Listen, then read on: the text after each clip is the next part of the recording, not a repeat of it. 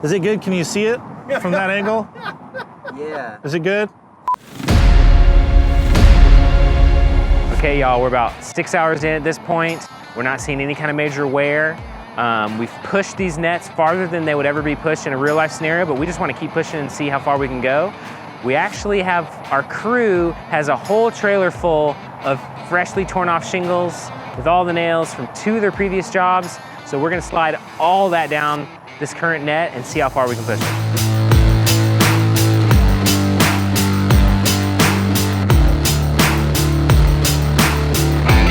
Okay, so here we are at the end of our long, arduous, hot testing day shoot. We put all the nets through the paces. Over here, the 80-pound dump, 80 pounds of shingles and nails and stuff dumped. Essentially no damage. We'll do a little close-up for you. This had slate, they cut right through like we thought.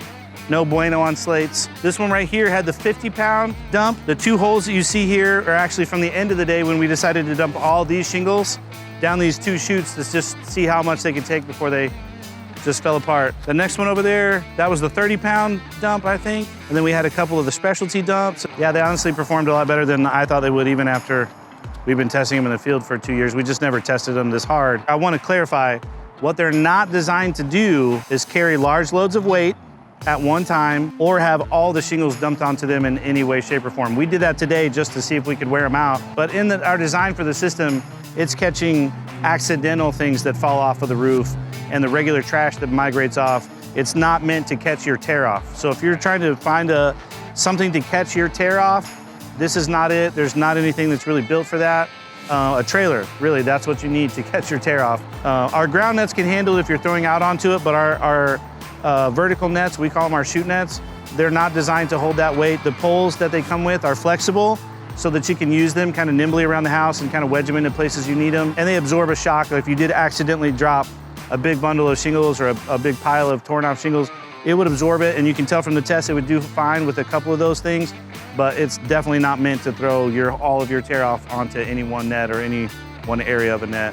Ground nets totally do that all day. And really, if you're just taking the time to just a little push with the shingles, they're not gonna land on these anyway. They would be all the way out onto the ground nets.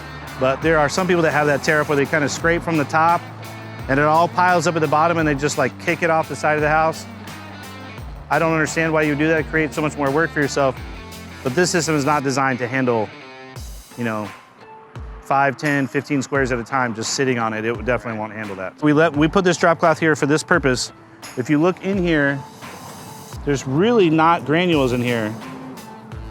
This is really just dust. It's like so fine, but not what you typically think of. It's really just dust. And like I said, it ran over this hundreds of times like a cheese grater to get that much stuff out of it.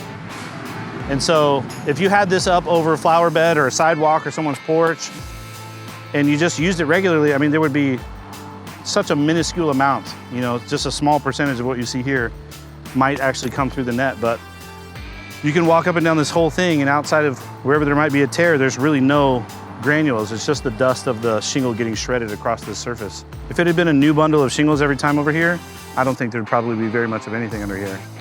They obviously do have a fail point, but in what they're designed to do, they will last a long time as long as you don't abuse it. So all in all, I'm super pleased. I hope you guys get an idea from the video what these things can do, I guess, and that they're tougher than what you first think. And right. I can't blame anyone for that assumption because they're honestly tougher than we thought they would be as well.